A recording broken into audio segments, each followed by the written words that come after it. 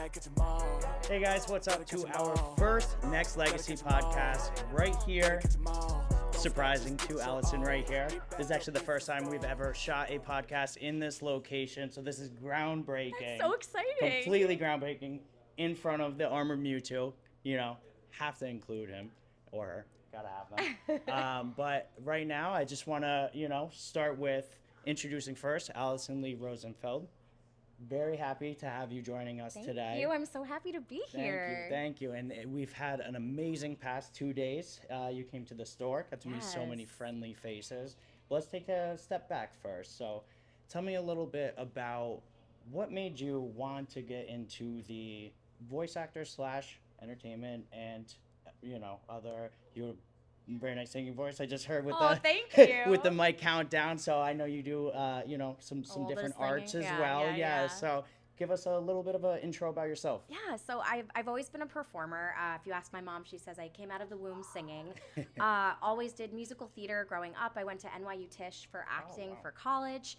My senior year, I took a voiceover class, and I had a teacher, Karen Braga, who was super encouraging. Said, I think you should record a demo and send it around. I think you could really work. And I did, and very fortunately started booking work. One of the very first things that I booked was a very random animated audiobook series in Princeton, New Jersey. Wow. But one of the other voice actors happened to be Tom Wayland, who was the director of Pokémon at the time. And he had a part that he was casting that week, asked if I could come read for it. I did, and very fortunately, I booked it. And that was sort of the beginning of my Pokémon journey. A little moment of serendipity. Really, almost. Truly, yes. That's amazing. Yeah. Wow. So obviously, Pokemon being such a massive franchise, do you ever have moments where you just really think to yourself, we're like, wow, like I'm a part of that?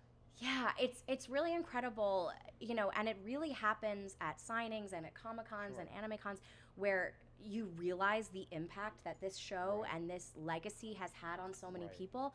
There was a time that we did an appearance at Otakon when the summer that Pokemon Go came out, and I have never felt like more of a rock star than walking into this like fully, seated like almost arena of people like, yeah, I'm Team Mystic. Like everybody was so Team excited. Valor, baby, let's go. All right, fine. But no, it was really incredible, and hearing stories from fans of how much this show has meant to them is the best part of what I do. That's amazing. Yeah. Is there any one line or moment that fans seem to bring up the most often to you? Oh, yeah. Well, okay, so if they're a fan of Nurse Joy, then they ask me to heal their Pokemon, which I'm always happy to do. But with Bonnie, they ask for if I could please take care of my brother. That's amazing. I can propose to them. Yeah. And what, out of all the fan interactions that you've had, is there any one that is just the most memorable or sticks out in your mind? Oh, man. I mean, there are a lot. So sometimes at Comic-Cons, I will do like an intro to voice acting workshop, which is really, really fun. I give like pointers on how you potentially get into this industry. And then I have a whole bunch of like scenes and monologues and stuff, and I'll direct people who want to try it out. And those times where there's somebody who's really timid and like kind of nervous to get up there and try, and then with like the applause of the crowd or a little bit of encouragement from me, they like really just let it out there and bust out of their like shyness a little bit. That's the best. That's the most awesome moment. That's amazing. Yeah. And while you're shooting these lines or what's the correct term? Recording these lines. Are there any memorable or funny, like, behind-the-scenes moments or any improvisations that happen to make it? Yeah, I mean, less so on Pokemon. There have definitely been, like, a few, but one of my favorites was recording Yu-Gi-Oh! Okay. I was the Tyler twins. I was Grace and Gloria Tyler, and they were, like one of them is like kind of like a millennial whatever kind of girl, and it was one of the few times that I really got to improv in a dub.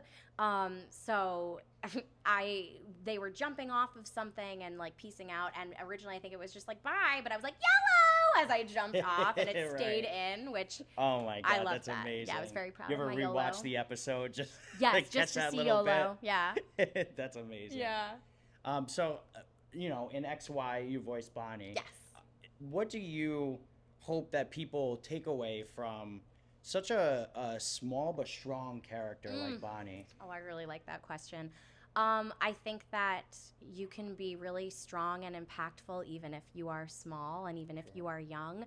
And caring for others is one of the most powerful things that you can do. And yeah, like she loves her creatures, she loves her brother, and I think just like emanates positivity wherever she goes. And I think that what you put out is what you get back, and she puts good out into the world. That's amazing. Yeah. I think the whole world needs that message right? every day.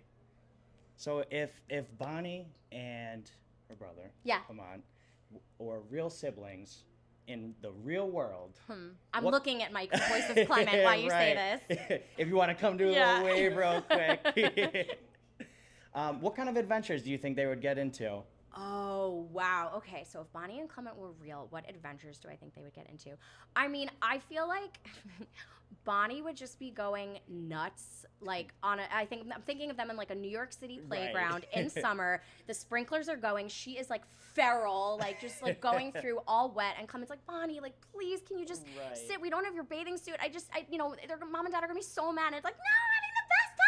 Like, I just think she would just be living her best life. Yeah. I love that, actually. I can picture it in my head right now, looking outside. And he's on a bench just like, oh, God, just trying to dry her off. Yeah. That's amazing. And what sort of projects or conventions or appearances do you have upcoming in your schedule that people can look out for? So there's lots of cartoons, there's lots of new things, but that NDA life is serious. But anytime I'm allowed to announce new things, I always do on social media and on my website.